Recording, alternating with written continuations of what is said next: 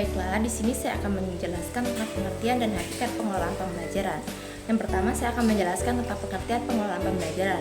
Kata pengelolaan berasal dari kata kelola yang berarti mengurus, melakukan pekerjaan, sedangkan istilah pengajaran menurut Hasan Langihulung mengatakan bahwa pengajaran merupakan pembinaan pengetahuan dari seseorang yang mempunyai pengetahuan kepada orang lain yang belum diketahui.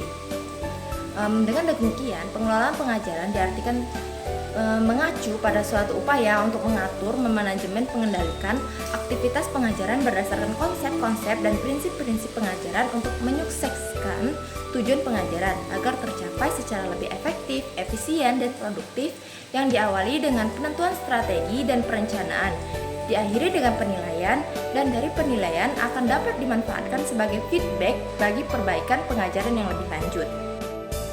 Ada 3 indikator dalam pengelolaan pembelajaran. Yang pertama, perencanaan pembelajaran.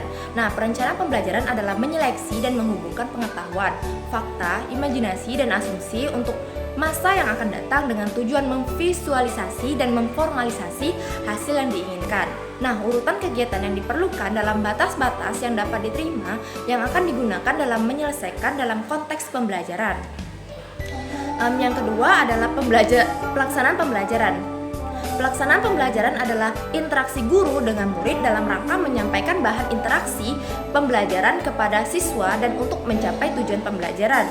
Yang ketiga, pengawasan. Nah, pengawasan merupakan suatu usaha untuk meneliti kegiatan-kegiatan yang akan datang, yang akan dilaksanakan. Pengawasan juga merupakan suatu upaya menyelesaikan antara rencana yang telah disusun dan dengan pelaksanaan atau hasil yang benar-benar dicapai. Selanjutnya, saya akan menjelaskan tentang hakikat pengelolaan pembelajaran. Pengelolaan pembelajaran pada hakikatnya mengacu pada suatu upaya untuk mengatur, mengendalikan, memanajemen aktivitas pembelajaran berdasarkan konsep-konsep, prinsip-prinsip pengajaran untuk menyukseskan tujuan pengajaran sehingga tercapai lebih efektif, efisien, dan produktif yang diawali dengan penentuan strategi dan perencanaan yang diakhiri dengan penilaian. Nah, penilaian tersebut pada akhirnya dapat dimanfaatkan sebagai umpan balik bagi para peserta didik. Yang ketiga adalah prinsip-prinsip pengajaran. Nah, prinsip-prinsip pengajaran sangat berkaitan dengan segala komponen pengajaran yang menyangkut bagaimana peranan guru dalam pengajaran, apa, mengapa, dan bagaimana supaya peserta didik dapat terlihat lebih aktif dalam pengajaran. Adapun prinsip-prinsip pengajaran itu meliputi prinsip aktivitas, prinsip motivasi, prinsip individualistis, prinsip konsentrasi, prinsip kebebasan, prinsip peragaan, prinsip kerjasama, dan persaingan. Baiklah, selanjutnya saya akan menjelaskan tentang pendekatan belajar mengajar dari kelompok 2. Pengertian pendekatan dalam pembelajaran. Pendekatan pembelajaran menurut Milan Rianto merupakan cara memandang kegiatan pembelajaran sehingga memudahkan bagi guru untuk pengelolaannya dan bagi peserta didik akan memperoleh kemudahan belajar. Nah, macam-macam pendekatan pembelajaran. Ada beberapa macam. Yang pertama, pendekatan kontekstual. Pendekatan kontekstual merupakan latar belakang bahwa siswa belajar lebih bermakna dengan melalui kegiatan yang mengalami sendiri dalam lingkungan alamiah. Yang kedua, pendekatan konstruktivisme. Konstruktivisme merupakan landasan yang berpikir pendekatan kontekstual, yaitu bahwa pendekatan dibangun oleh manusia sedikit demi sedikit yang hasilnya diperluas melalui konteks yang terbatas dan tidak dengan tiba-tiba. Nah, selanjutnya pendekatan deduktif dan induktif. Pendekatan deduktif ditandai dengan pemaparan konsep, definisi, dan istilah-istilah pada bagian awal pendekatan. Sedangkan pendekatan induktif, ciri utama pendekatan induktif dalam pengelolaan informasi adalah penggunaan data untuk membangun konsep atau untuk memperoleh pengertian. Selanjutnya pendekatan konsep. Pendekatan konsep adalah pendekatan yang mengarahkan peserta didik menguasai konsep secara benar dengan tujuan agar tidak terjadi kesalahan konsep. Konsep merupakan struktur mental yang diperoleh dari pengamatan dan pengalaman. Selanjutnya, pendekatan proses. Pendekatan proses merupakan pendekatan pengajaran yang memberikan kesempatan kepada siswa untuk menghayati proses penemuan atau penyusunan suatu konsep sebagai suatu keterampilan proses. Yang ketiga, jenis-jenis pendekatan pembelajaran. Yang pertama, pendekatan individual. Nah, pendekatan individual ini merupakan pendekatan yang langsung dilakukan guru terhadap anak didiknya untuk memecahkan kasus anak didiknya tersebut. Yang kedua, pendekatan kelompok. Dalam kegiatan belajar mengajar terkadang ada juga guru yang menggunakan pendekatan ini, yakni pendekatan kelompok. Yang ketiga, pendekatan bervariasi.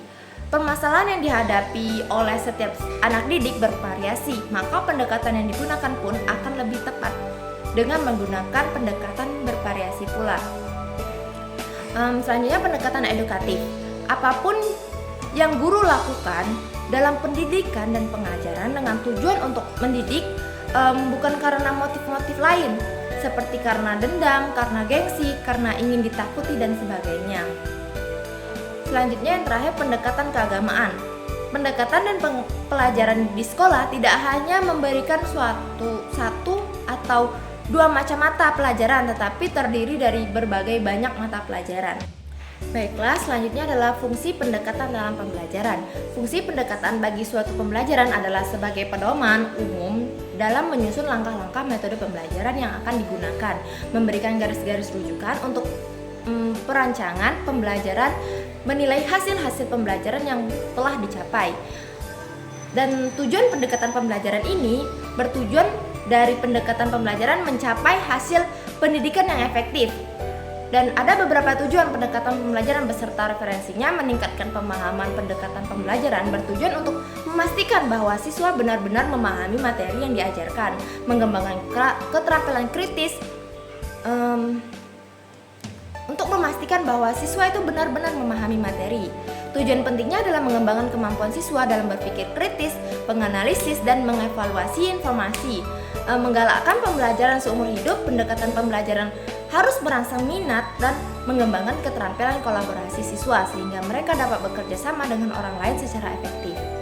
Pengaruh pendekatan belajar mengajar. Pengaruh pendekatan belajar mengajar ini terhadap hasil pembelajaran siswa. Pendekatan belajar mengajar memiliki dampak yang signifikan terdapat hasil pembelajaran siswa. Penelitian telah merujukkan bahwa motivasi siswa, penggunaan pendekatan berpusat pada siswa dapat meningkatkan motivasi belajar siswa.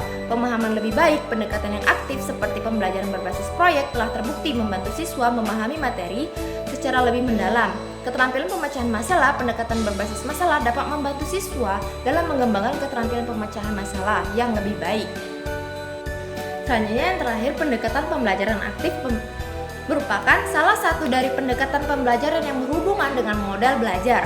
Pendekatan pembelajaran aktif dapat diartikan sebagai wawasan atau pengembangan pengetahuan, keterampilan intelektual, sosial, dan fisik yang bersumber dari kemampuan-kemampuan mendasar yang pada prinsipnya telah ada dalam diri siswa.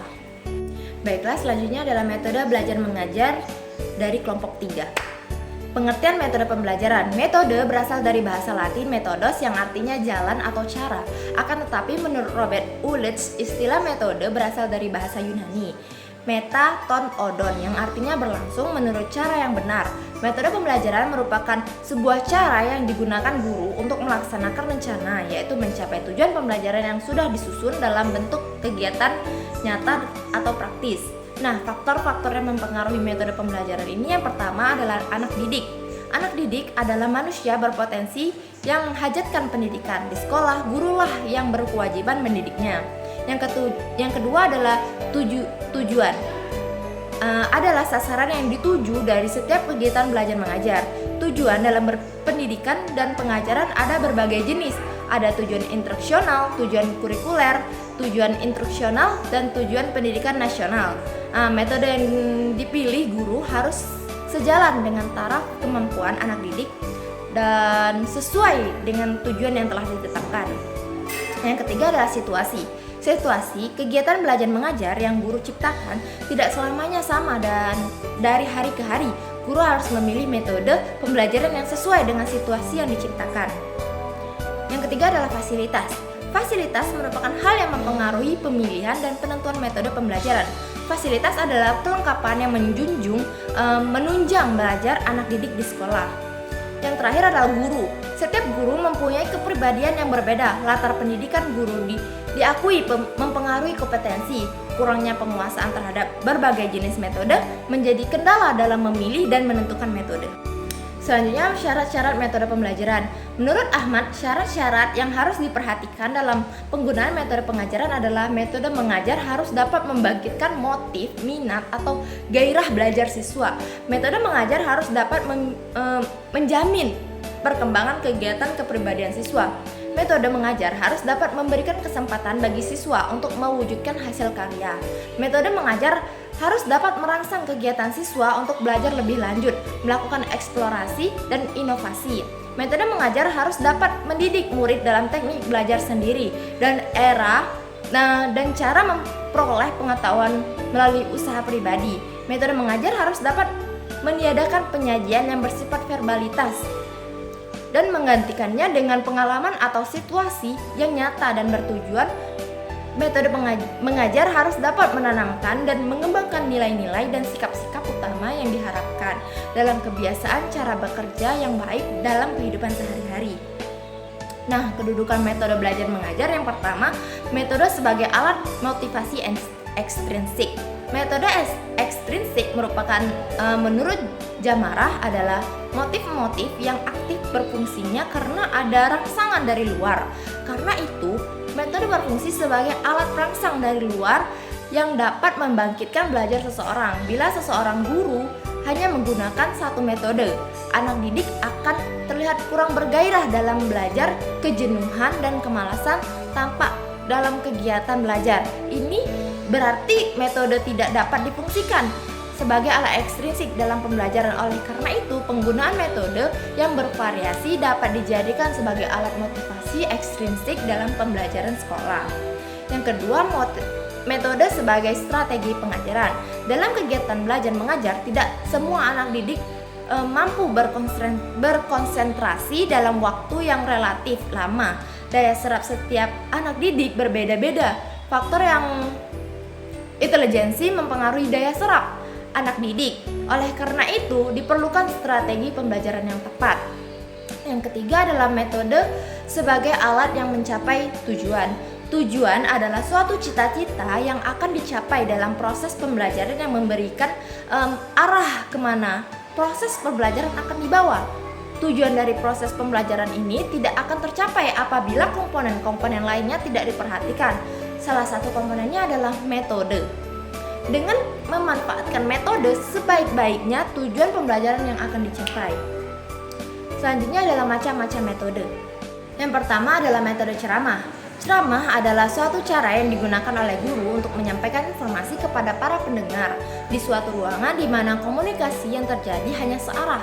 Penceramah mendominasi seluruh kegiatan, sedangkan pendengar hanya memperhatikan dan membuat catatan seperlunya. Yang kedua, metode demonstrasi. Metode demonstrasi digunakan dalam pembelajaran aktif karena berhubungan dengan siswa saat berkegiatan memperagakan suatu secara langsung, sehingga kegiatannya memperlihatkan kepada siswa apa yang akan dilakukan, diamati, dan dibahas. Metode latihan diri. Metode latihan atau drill merupakan suatu metode pembelajaran dengan pembelajaran yang memberikan latihan-latihan kepada siswa untuk memperoleh suatu keterampilan. Metode ini dapat juga diartikan sebagai suatu cara mengajar di mana siswa melaksanakan kegiatan-kegiatan latihan agar siswa memiliki ketangkasan atau keterampilan yang lebih tinggi dari apa yang telah dipelajari. Yang terakhir adalah metode diskusi. Metode diskusi merupakan bentuk kegiatan belajar mengajar yang dilakukan guru dengan siswa dan siswa dengan siswa di mana telah terjadi interaksi antara keduanya. Diskusi dilakukan dengan menggunakan kelompok-kelompok kecil atau seluruh kelas. Diskusi kelompok akan lebih bermanfaat bila setiap kelompok melaporkan hasil kegiatannya kepada kelas secara keseluruhan. Selanjutnya adalah teknik-teknik belajar mengajar dari kelompok 4. Nah, pengertian teknik pembelajaran. Teknik pembelajaran ialah sebuah cara yang dilakukan seorang pendidik dalam menjalankan proses pembelajaran di dalam kelas. Metode ini mencakup seluruh proses yang dilakukan oleh guru, mulai dari tahapan persiapan sampai proses asesmen. Nah, macam-macam teknik pembelajaran. Yang pertama, teknik diskusi.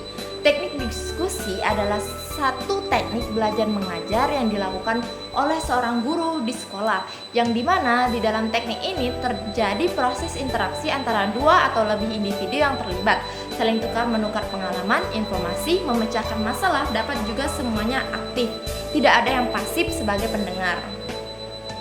Yang kedua, teknik penemuan dan simulasi. Teknik penemuan merupakan proses di mana seorang siswa melakukan proses mental yang harus mampu mengasimilasikan sesuatu konsep atau prinsip yang dimaksud. Proses mental ialah mengamati, mencerna, mengerti, menggolongkan, membuat kesimpulan, dan lain sebagainya. Sedangkan teknik simulasi merupakan cara mengajar di mana menggunakan tingkah laku seseorang untuk berlaku seperti orang yang dimaksud, dengan tujuan agar orang yang dapat menghindari lebih mendalam tentang bagaimana orang itu merasa dan berbuat. Dengan kata lain, siswa sedang memegang peranan sebagai orang lain, bukan dirinya sendiri. Selanjutnya saya akan menjelaskan tentang teknik inquiry. Inquiry adalah teknik pengajaran guru di depan kelas di mana guru membagi tugas meneliti suatu masalah ke kelas. Siswa dibagi menjadi beberapa kelompok dan masing-masing kelompok mendapat tugas tertentu yang harus dikerjakan. Selanjutnya adalah teknik karya wisata. Metode field trip and karya wisata merupakan metode pembelajaran yang menyenangkan di mana siswa harus belajar di luar kelas atau outdoor, bukan sekadar keluar kelas lalu belajar, namun dalam field trip, siswa diajak untuk melihat, mengamati objek yang dipelajari secara langsung. Selanjutnya adalah teknik eksperimen. Teknik eksperimen merupakan salah satu cara mengajar di mana seorang siswa diajak untuk beruji, coba, atau mengadakan pengamatan. Kemudian hasil pengamatan itu disampaikan di kelas dan dievaluasi oleh guru. Nah, selanjutnya adalah teknik problem solving. Menurut Mufid, menyatakan bahwa model pembelajaran problem solving adalah suatu model yang melibatkan siswa aktif secara optimal, memungkinkan siswa melakukan eksplorasi, observasi eksperimen, investigasi, pemecahan masalah yang mengintegrasikan keterampilan dan konsep dasar dari berbagai konten area.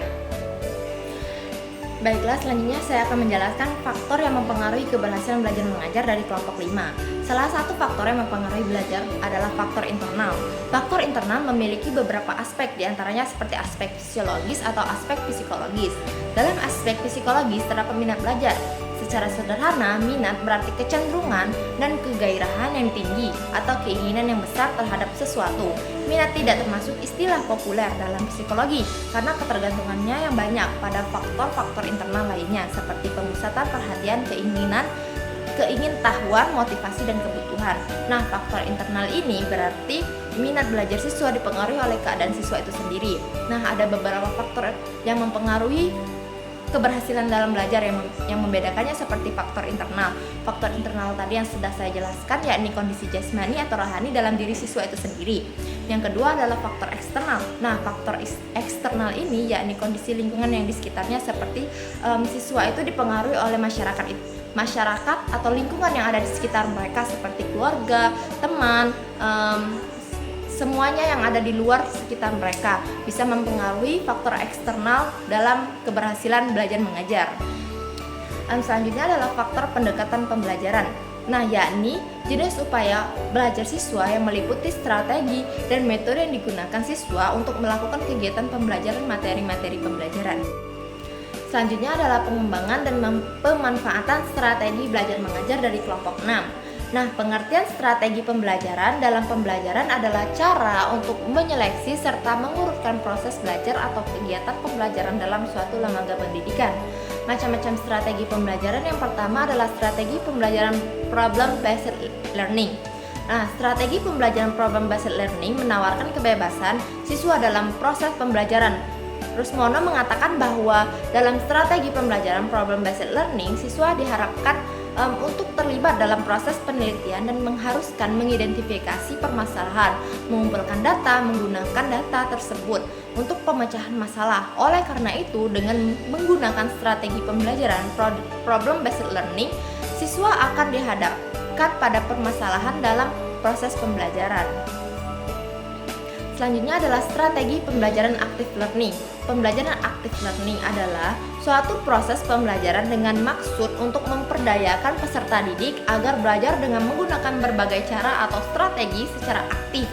Pembelajaran aktif dimaksud untuk mengoptimalkan pembelajaran semua potensi yang dimiliki oleh siswa sehingga semua anak didik dapat mencapai hasil belajar yang memuaskan sesuai dengan karakteristik pribadi yang mereka miliki. Selanjutnya adalah strategi pembelajaran kolaboratif learning. Metode kolaboratif learning adalah proses belajar kelompok di mana setiap kelompok menyumbangkan ide, sikap, pendapat, kemampuan, dan keterampilan yang dimilikinya. Tidak seperti pada kelompok belajar yang menyebabkan siswa tertentu memahami materi tertentu. Pada metode ini, siswa berperan aktif mengenali selanjutnya. Metode kolaboratif adalah metode lebih menekankan pada pembangunan makna oleh siswa dari proses sosial dan yang bertumpu pada konteks belajar. Selanjutnya adalah strategi pembelajaran berbasis teknologi. Metode pembelajaran berbasis teknologi adalah pendekatan pembelajaran yang menggunakan teknologi informasi dan komunikasi sebagai alat utama dalam proses pembelajaran.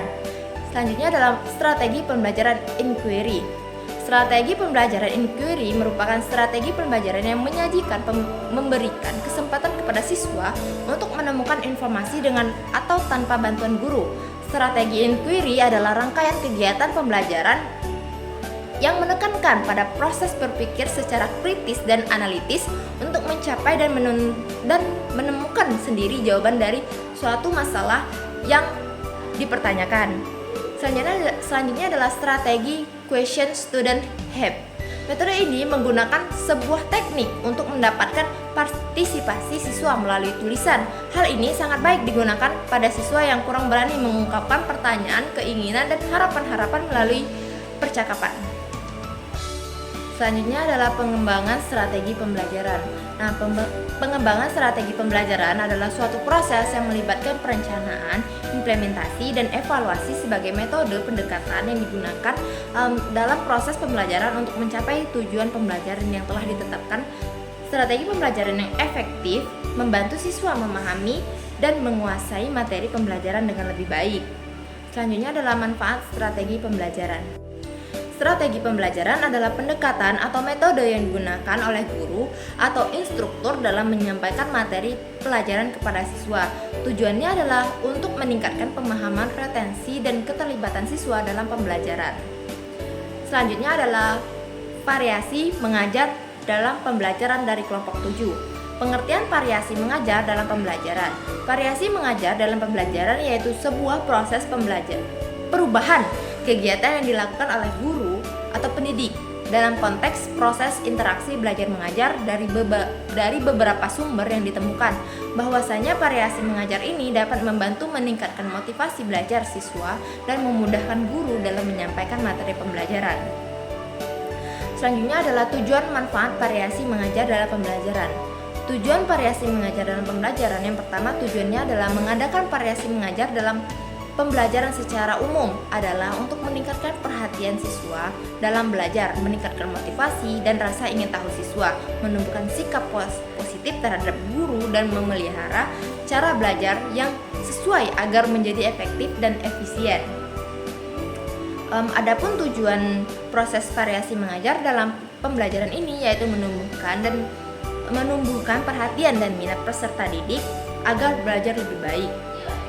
Nah, manfaat variasi dalam proses pembelajaran, sedangkan manfaat keterampilan variasi dalam proses pembelajaran adalah menumbuhkan perhatian peserta didik, melibatkan peserta didik berpartisipasi dalam berbagai kegiatan, proses belajar dengan bervariasinya cara guru menyampaikan proses belajar, maka akan membentuk sifat positif bagi peserta didik terhadap guru, dapat menanggapi rasa ingin tahu dan ingin menyelidiki peserta didik, melayani keinginan dan pola belajar para peserta didik yang berbeda-beda. Selanjutnya adalah prinsip-prinsip penggunaan variasi mengajar dalam pembelajaran. Prinsip-prinsip dalam penggunaan variasi diperlukan seseorang guru dalam penggunaan variasi mengajar. Prinsip-prinsip ini menunjukkan bahwa dalam penggunaan variasi mengajar guru hendaknya memperhatikan keberadaan siswa, tujuan pengajaran dan berkesinambungan secara fleksibel, secara spontan. Selanjutnya adalah komponen-komponen keterampilan mengadakan variasi mengajar dalam pembelajaran. Ketiga komponen tersebut dapat diperjelas lagi sebagai berikut. Yang pertama adalah variasi gaya mengajar. Variasi mengajar secara umum meliputi variasi suara, gerak anggota badan, dan variasi perpindahan posisi guru dalam kelas. Selanjutnya adalah variasi media dan bahan pengajaran. Dengan variasi penggunaan media, akan menghindari kejenuhan siswa terhadap gurunya atau terhadap materi pelajaran yang disampaikan guru. Selanjutnya dalam variasi interaksi dan aktivitas belajar. Penggunaan pola interaksi yang bervariasi dimaksudkan untuk menghindari kebosanan, kejenuhan, untuk menghidupkan suasana kelas demi keberhasilan peserta didik dalam konteks mencapai tujuan pembelajaran.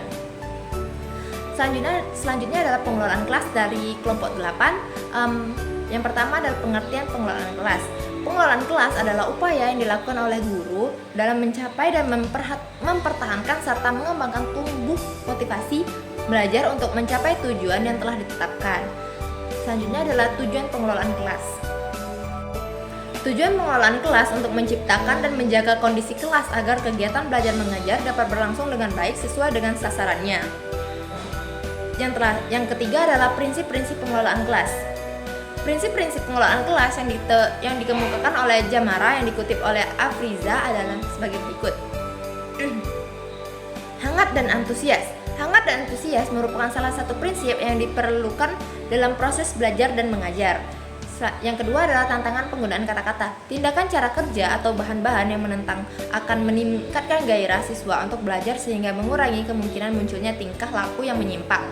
Yang ketiga adalah variasi penggunaan alat atau media. Gaya mengajar guru, pola interaksi antara guru dan anak didik akan mengurangi munculnya gangguan meningkatkan perhatian siswa.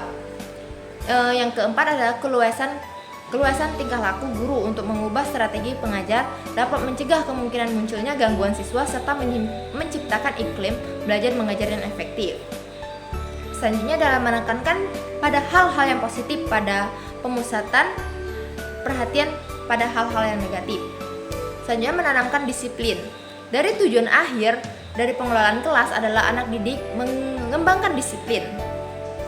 Diri, sendiri, dan guru hendaknya menjadi teladan mengendalikan diri dan pelaksanaan tanggung jawab. Selanjutnya adalah stabilitas emosi yang stabil, yaitu guru harus bisa menjaga emosinya dan sabar dalam melatih peserta didik. Optimisme dan percaya diri adil, yaitu seorang guru harus menyamaratakan peserta didik tanpa membedakan gender. Yang terakhir adalah humoris, yaitu seorang guru harus bisa membawa suasana belajar yang santai, tidak kaku. Selanjutnya adalah faktor-faktor yang mempengaruhi pengelolaan kelas. Yang pertama adalah kondisi fisik lingkungan. Fisik tempat belajar mempunyai pengaruh penting terhadap hasil pembelajaran. Lingkungan fisik yang menguntungkan dan memenuhi syarat minimal mendukung meningkatkan intensitas proses pembelajaran dan mempunyai pengaruh positif terhadap pencapaian tujuan pembelajaran. Yang kedua, kondisi sosio-emosional. Kondisi sosio-emosional dalam kelas akan mempunyai pengaruh yang cukup besar terhadap proses belajar mengajar, kegairahan siswa, dan efektivitas tercapainya tujuan pembelajaran.